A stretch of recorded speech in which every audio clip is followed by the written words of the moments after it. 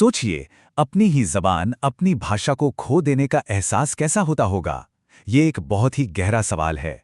और आज हम अल्फोंस दाऊदी की क्लासिक कहानी द लास्ट लेसन के जरिए इसी सवाल की तह तक जाएंगे।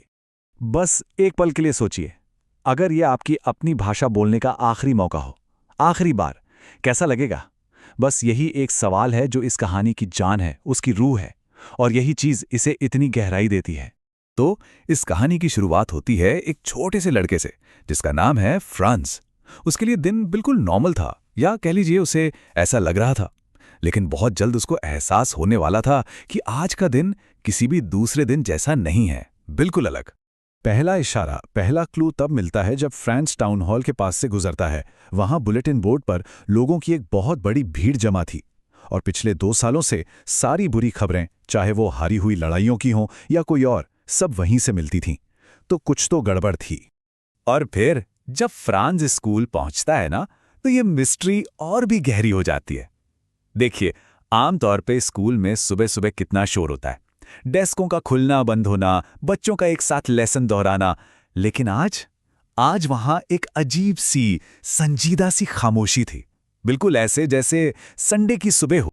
लेकिन अजीब बातों का सिलसिला यहीं खत्म नहीं हुआ।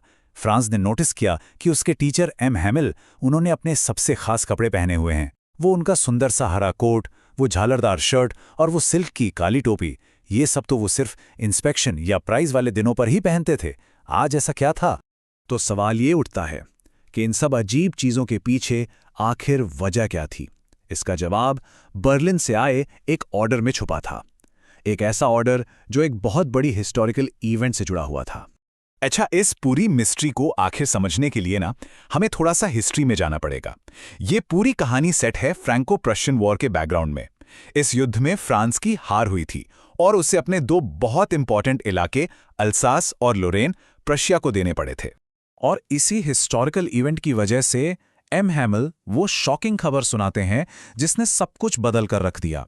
खबर ये थी कि बर्लिन से ऑर्डर आ गया है कि अब से अल्सास और लोरेन के स्कूलों में सिर्फ और सिर्फ जर्मन पढ़ाई जाएगी।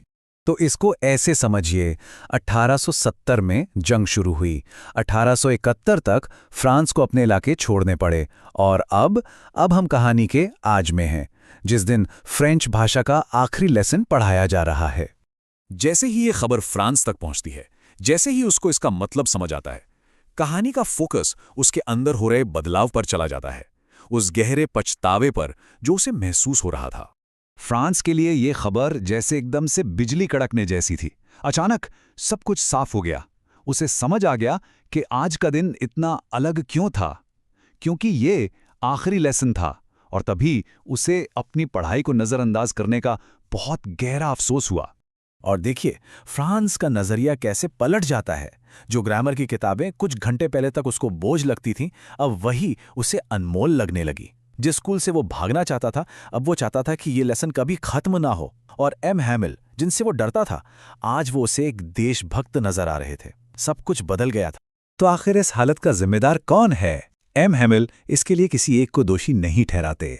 वो कहते हैं कि गलती हम सबकी है, उनकी खुद की, क्योंकि वो बच्चों को कभी कभी अपने कामों पर भेज देते थे, माता पिता की, जो बच्चों को पढ़ाई से ज्यादा खेतों में काम करवाना पसंद करते थे, और हाँ, बच्चों की भी, जो हमेशा सोचते थे कल पढ़ लेंगे। और यहीं पर कहानी अपने सबसे अहम, सबसे जरूरी मैसेज पर पहुंचती है। एम हैमिल सबको बताते हैं कि भाषा और पहचान, यानी लैंग्वेज और आइडेंटिटी के बीच एक अटूट रिश्ता होता है। एम हैमिल बहुत ही जोश के साथ, बहुत पैशन के साथ अपनी मातृभाषा को डिफेंड करते हैं। वो कहते हैं कि फ्रेंच लैंग्वेज दुनिया की सबसे सुंदर, सबसे साफ और सबसे लॉजिकल भाषा है।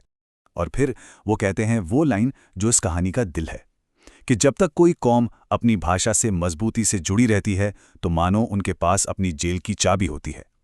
इसका मतलब सोचिए, मतलब भाषा सिर्फ बातचीत का जरिया नहीं है, ये तो कल्चरल आइडेंटिटी, यानी सांस्कृतिक पहचान और आज़ादी का सिंबल है। अब हम कहानी के सबसे इमोशनल और सबसे पावरफुल हिस्से, उसके अंजाम की तरफ बढ़ते हैं। एक ऐसा अंजाम जो हमेशा के लिए याद रह जाता है। जैसे ही चर्च की घड़ी में 12 बजते हैं, लेसन खत्म हो जाता है। एम हैमिल इतने इमोशनल हो जाते हैं कि उनके मुंह से एक लफ्ज़ नहीं निकलता। वो बस चुपचाप ब्लैकबोर्ड की तरफ मुड़ते हैं।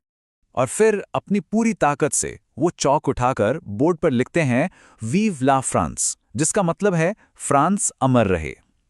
ये सिर्फ 2 शब्द नहीं थे, ये नेशनल प्राइड का, एक तरह से विद्रोह का एक बहुत पावरफुल सिंबल था।